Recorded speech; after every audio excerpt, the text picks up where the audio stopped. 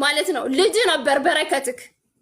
ስለዚህ አታስፈልግም አንተ ሶፋ ላይ ብትቀመጥ በፍሪጅ ውስጥ የተቀመጠ የቀዘቀዘ ምግብ ፍሬሽ የሆነ ምግብ ብትበላ አልጋ ላይ ብትተኛ ልጅ እንደሱ አግኝቶ አይደለም። ገባ? እኔ ያጣሁትን አጥቼ ነው ልጄን እያሳደግኩ ያለሁት። አንተ የፈለገ አይፎን 17 አንፎን ምናምን የፈለገ ብትጋጋጥ የፈለገ ነገር ብትሆን ልጄን በክብር አሳድጌ ነው። አንተ አያገባኝም። ማንም ይግዛልህ ማንም ይግዛልህ። ገባ? ግን ደግሞ ምንም ቢሆን ልጄ በኔ ልጅ ነው። ገባ? በኔ ልጅ ነው ያገኘኸው። ይሁን አገኘህ አይደል? ሰላም ስጠኝ። እኔ ከሰላም ውጪ ምንም አልፈልግም። አንተ 10 ሳንቲም ለኔ አድርገህልኝ አታውቅም። 10 ሳንቲም እያንዳንዱ ለልጁ እንኳን አደረግከው ያልከው ልብስ ቁጭ አድርጌዋለሁ። ነገ መተህ መውሰድ ትችላለህ። ናቲ ይሄንን ቪዲዮ እንዲሰማው ፈልጋለሁ። ሪከርድ አድርጉልኝ። ልጄ እኔ ፈልጌ ነበረ፣ ላሳድገው ፈልጌ ነበረ፣ ግን እናትህ በአንተ አንደበት ተረግጣ የራሷን ፍላጎት ለማስጠቀም ስትል ከልክላኛለች አንተን እንዳላሳድግ። ስለዚህ አንተ ወደፊት አንተ እንዳትመጣ ዲቦራ ራስሽ በህይወትሽ ልጅሽ አባትህ ማን ነው ሲልሽ አባትህ ሞቷል በይው። እየነገርኩሽ ነው። አባትህ በህይወት የለም ሞቷል ብለሽ ንገሪው። ቢመጣ ራሱ አልፈልግም ከቤተሰቦች ዛሬ ካልተዋወቅን ዛሬ አብረን ካላደግን ከቤተሰቦች ጋር እንዲቀላቀል አልፈልግም። ነገ ከምፈጥራቸው ልጆች ጋር ነገ ከባለቤቴ ጋር እንዲኖር አልፈልግም፣ እንዲመጣ አልፈልግም። አሁን ከሆነ ግን ሚስቴም ስርዓቷን ትይዛለች። አስጠነቅቃት ነበረ። ማንም ሰው በልጅ አይመጣም ነበረ። እኔም አላፈቅረውም አሁን ከዚህ በኋላ ምክንያቱም አላፈቅረውም፣ ፍቅር የለኝም ለሱ። ወደፊትም ቢመጣ እኔም አላፈቅረውም እሱም አያፈቅረኝም። መጥቶ ህይወቴ እንዲበጠብጥ አልፈልግም፣ መቼም ቢሆን አልፈልግም። አይ ብላ ተስማምተን ከሁለቱ አንዱን መርጣለች። ይሄ ቃሌ ነው፣ መቼም የማላጥፈው ነው። የመጀመሪያው አባት መሆን እፈልጋለሁ፣ የሁለተኛው ደግሞ አባት መሆን አልፈልግም። እንዳይመጣ ቢነዋ እሱ አባት አትሆንም ስላለች ሁለተኛውን መርጣለች። እኔም ደስ እያለኝ ወደ ህይወቴ እንዳይመጣ እንዳትልኪብኝ ከዘሮቼም እንዲቀላቀል አልፈልግም። በቃ እኔ አሁን እረሳዋለሁ። ናቲ የሚባል ልጅ እንዳለኝ እረሳለሁ። ቃል ለምድር ለሰማይ። ከዚህ በኋላ ናቲ የሚባል ልጅ አለኝ ብዬም አላስብም። ይሄ የራሴ ባህሪ ነው። መስከረም 4 ሩዝ 5 ኪሎ ገዝቷል። ወተት 1 ሊትር ገዝቷል። ብስኩት ገዝቷል። ይሄ ኩኪስ ማለት ነው። እሺ ከዛ በመስከረም 11 በየቀኑ ማይገናኙ መስከረም 11 ኳስ ገዝቷል። እርጎ ገዝቷል። ወተት 1 ሊትር ገዝቷል። ከዛ ብስኩት ገዝቷል። ፓምፐርስ ገዝቷል። 2 ፓምፐርስ ገዝቷል። ዋይፕስ 1 ነው የገዛው። ልጃችሁ የአራት ዓመት ነው አይደል? ልጃችሁ 3 ዓመት አሁን ነው 4 ይሞላል። አዎ ማታ ይጠቀማል። ኦኬ እኔ ራሱ እንደውም ዳይፐር ሲል ተሳስተካል። የ4 ዓመት ልጅ እንዴት ዳይፐር ይለብሳል? ዳይፐር ማለት ገዛ አትችልም ስለው እኔ ጋር መጥቶ ሲያድር ማታ ይሸና ነበርና ዳይፐር ገዛ ነበር አለ። እሺ ከዛም በኋላ ስጋ ግማሽ ኪሎ አጥንት ገዝቷል። እነዚህን እንዳለ ካስቤዛ ጋር አጠቃቅልኳቸው። አይ እንትን ልበል ኦሬዲ አልቋል፣ ብዙ አይደለም። እሺ ከዛም በኋላ ደግሞ 1 ሊትር ወተት በተደጋጋሚ ገዝቶለታል 5 ጊዜ ምናምን ነገር ፓውደር ወተት። ከዛ ግን ፓውደር ወተት ገዝቷል ትንጥዬዋንና ከዛም በኋላ ይሄ 1 ኪሎ መሰለኝ። ትልቅና ትንሽ ነው ያለው፣ እንደዛ ነው የመዘገብኩት። እሺ ከዛም በኋላ ደግሞ የግማሽ ሊትር ወተት ከመስከረም 4 እስከ 30 ግማሽ ሊትር ወተት እንትን ብሏል። ከዛ ደግሞ በሻንጣ ሙሉ በፌስታል ሙሉ ቦንዳ ልብስ ይዟል። 17000 ብር የደመረው ማለት ነው። 17000 ብር ኢንቨስት አድርጌ ዩቲዩብ ቪዲዮ ሰራው ያለው ላይ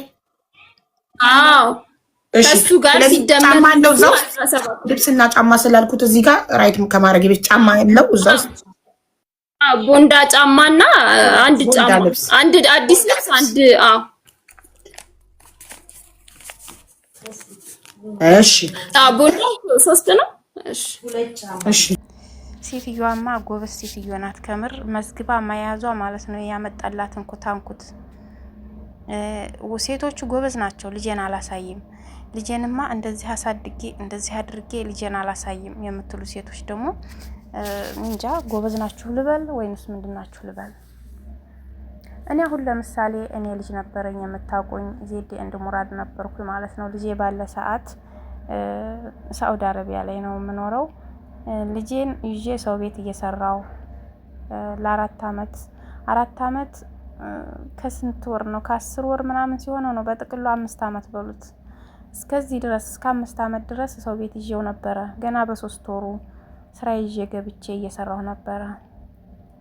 ከዛ ጀምሬ ነበረ የምሰራው። ከዚያ ከተወለደ ጀምሮ አባቱ አንድ ነገር ብሎት አያውቅም። የዳይፐር ወተት ነው የሚጠጣው። ጡት አንድ ቀን ቀምሶ አያውቅም። ዳይፐር አለ፣ ልብስ አለ፣ የተለያዩ ነገሮች አሉ። ካደገም በኋላ የተለያዩ መቀማቀሚያዎችን ምናምን ገዛ ነበር። አረብ ቤት ስለሆነም ብዙ ምግብ ማንገዛ ይመስላችኋል? አረብ ቤት ደግሞ ምግብ እንገዛለን እኛ ለልጆቻችን ማለት ነውና የማይወዱ ሰዎች አሉ ማለት ነው። አንዱ ቤት ስትሄዱ ጣጣ የለውም ምንም እንትን አይሉም። አንድ ቤት ደግሞ የሚደበቅበት ቤት አለ ልጅ ይዘን ስንሰራ። በጥቅሉ ልጃችን ጥሩ ነገር እንዲበላ የራሳችንን ነው እየሰራን በደሞዜ እየገዛሁ ማለት ነው ማሳድገው። አንድ ቀን ሳልባጅ ብሎት አያውቅም ልጅን። አንድ ቀን ሸሚዝ ብሎት አያውቅም። አንድ ቀን ማለት ነው። ምንም አብረን እያለን ራሱ አመት ከ7 ወር ከ8 ወር እስኪሆነው ድረስ አብረን ነበር ከአባቱ ጋር። አንድ ቀን የወተት ዳይፐር ገዝቶለት አያውቅም። እኔም ስለምሰራ አልጠይቀውም፣ ያው ትዳር ነው ብዬ ማለት ነው። የኔ ገንዘብ የሱ ነው የሱ ነው እያልኩኝ አንድ ቀን ይሄን ግዛለት ብዬ አላውቅም። እየሰራሁም ስለሆነ ራሴ ነኝ የምገዛው ማለት ነው። እሱን ጠይቄው አላውቅም። እዛው የምሰራበት ቤት እዛው እገዛለሁ ማለት ነው። እና እንደዚህ የሆንኩኝ ህይወቴን አሳልፌ ከዛም በኋላ ከ5 አመት በኋላ ወደ ሀገር ልኬው አሁን 6ኛ አመቱን ይዟል ማለት ነው ልጄ። እና አንድ ቀን ሚዲያ ላይ ወጥቼ አላውቅም። እንደዚህ ከኔ የተበደለ የለም ማለት ነው። እነሱ ሀገራቸው ላይ ሆኖ ነው፣ ስደት ላይ ሆነን ብዙ በደል የደረሰብን ልጆች አለን። ብዙ ታፍኖ ያለ ነገር አለ፣ ውስጣችን አፍነን ያዝነው ነገር አለ። ወልደው በችግር ኢጃዛ ቤት ተቀምጠው ስራ የሌለበት ሀገር ላይ ቁጭ ብለው ልጃቸውን እነሱ ብቻ ራብ እየራባቸው ልጃቸውን የሚያበሉት የሚያጠጡት እያጡ የዳይፐር እያጡ ስንት የታፈኑ ልጆች አሉ። እነሱ ሚዲያ ላይ አልወጡም። ግን እነዚህ ታወቅን የሚሉ ሴቶች ወጥተው ይጨቃጨቃሉ በልጃቸው። ማለትም እኔ አሁን ሚዲያ ላይ ወጥቼ ሀቢባ ቤት ወጥቼ እሱን ማስጣት አላቃተኝም ነበረ። የእሱን ስም ማስጠፋት አላቃተኝም ነበረ። ሀቢባን እኔ ብዙ አመት ነው ሳቃት ማለት ነው። ሄድ ነበረ። ግን ለምን ብዬ እኔ ለአንድ ልጅ ለምን ብዬ አልቸገረኝም። አልሐምዱሊላህ ጉልበት አለኝ እየሰራሁ ነው። ለምን ብዬ ነው ያልኩት። ብዙ ጓደኞችም ለምንድን ነው ሚዲያ ላይ የማታወጩ ለምንድን ነው የታባቱ ምናምን ይሉኝ ነበረ። አልፈልግም እኔ አላህ ስላለ አላህ ራሱን ስራ ይስጠው ብዬ ነው ያልኩት ማለት ነው። እና ይሄን ያክል ነው እንግዲህ ሚዲያ ላይ ወጣና እኔ ምንም የሚጠቅመኝ ነገር የለም። በልጃቸው እንዲያሉ ነው የምንባባለው እንጂ ምንም ነገር የሚጠቅመኝ ነገር የለም። በድብቅ ልጄን አሳድጌ ወደ ሀገር ልኬ አሁን አልሐምዱሊላህ እየሰራው እኖራለሁ ማለት ነው ነፃነቴን ይዤ። ይሄ ነው አሁን ሄዶ ልጄን ልየው ልጄን እንዲህ ላድርገው ቢለኝ አልከለክለውም። ሄዶ ይየው። ግን እሱ ጋር እንዲኖር አልፈቅድለትም እኔም ማለት ነው። ማለትም ብዙ መጽዋዕቶችን ከፍዬ ያሳደግኩት ልጄ ነው። እኔ ጋር እንዲኖርልኝ ከኔ ጋር እንዲሆን እንጂ የምፈልገው ካደገ በላይ እኔ ፈልገዋለሁና ከኔ ጋር ይኑርልኝ ልጄን ስጪ ቢለኝ አልሰጠውም።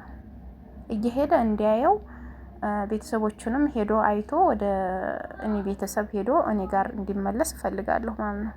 በቃ ከኔ ጋር እንዲኖር ልጄን እፈልጋለሁ እንጂ እሱ ጋር እንዲኖር አልፈቅድለትም። ይሄ ነው በቃ። ግን ልጁን አልከለክለውም። ልጁ ነው። አያቶቹም አያት ናቸው። እነሱም እኮ ይናፍቃሉ አይደለም? አያቶችም የሱ የአባቱ አያቶች እኮ ይናፍቃሉ። የልጅ ልጃቸውን ማየት ይፈልጋሉ በህይወት ካሉ ማለት ነው። አልከለክልም። የምከለክለው እንዳልኳችሁ እኛ ጋር ይኖር አንቺ ጋር አይኖርም እኛ ጋር ይኖር ብሎ ካደገ በኋላ ስጪ ቢለኝ አልሰጠውም። በቃ ይሄ ነው። ልጁ ካደገ በኋላ ከጎረመሰ በኋላ ምርጫው የራሱ ነው። የራሱ ህይወት ስለሆነ አባቱ ጋር እኖራለሁ ካለ ይኖር። ምንም ማድረግ አይቻልም። ይሄ ነው በቃ እንጂ ሚዲያ ላይ ወጣችሁ እንደዚህ ነው አንተ ጋር ሰጥህም እንድትበል ብንበል። እስኪ አባቱ እንግዲህ ልጄን በእናቱ የተነሳ እየተናገረ ነው ያለው። አባትየው ልጄን አልፈልገውም በቃ ከኔም ቤተሰብም ከመወልዳቸውም ልጆች ጋር እንዳይቀላቀልብኝ ነው ያለው። ይሄን ያክል ነው እንግዲህ። በማን ነው? በእናትየዋ ንግግር ነው። ልጁን ብቸኛ ታደርገዋለች። ከአባቱ ዘሮች ጋር እንዳይቀላቀል ታደርገዋለች። አባቱ እንደ ጠላው ነው የተናገረው። እንግዲህ ይሄን ያክል ነው። የሰው ልጅ በትንሽ ነገር ብዙ ነገሮች ጥላቻ ውስጡ በቅለው የሚኖሩ ነገር አለ። ሪከርድ አድርጉልኝ ብሎ ነው የተናገረው ይህ አባት። እና ከባድ ነው። በልጆቻችሁ እንደዚህ አትሆኑ ነው። ልጆች ከአባትም ከእናትም ቤተሰብ ጋር ይኑሩ፣ በቃ ደስተኛ ይሆኑ። አባቴን ብሎ እኮ ነው የሚጠይቀው። አሁን የኔ ልጅ ይሄን አውርቻችኋለሁ አይደለ? አሁን ዛሬ ሳወራው እንደው አባቱስ ምናምን ስትል እናቴ፣ ልጁ ደግሞ አባቴ እኮ ሞቷል ነው ያለው። ተመልከቱ፣ ስለማይደውልለት ማለት ነው። የኔ አባት እኮ አለ በህይወት አለ፣ አልሞተም፣ ይደውልልሃል ነው ያልኩት። አንዳንድ ጊዜ ደግሞ መኪና ሲቆም አባቴ መጣ። አንድ ጊዜ ደውሎ እመጣለሁ፣ ጫማ ምናምን ገዛልሃለሁ የፈለከውም ስላለው አባቴ እኮ መጣ፣ ጫማ ገዝቶ መኪና ሲቆም ብቅ እያለ ነበር አሉ የሚያው። ይሄ ነው እንግዲህ በቃ ልጆች ምንም ነፍስ አወቁ አላወቁ አይምሯቸው ይጎዳል።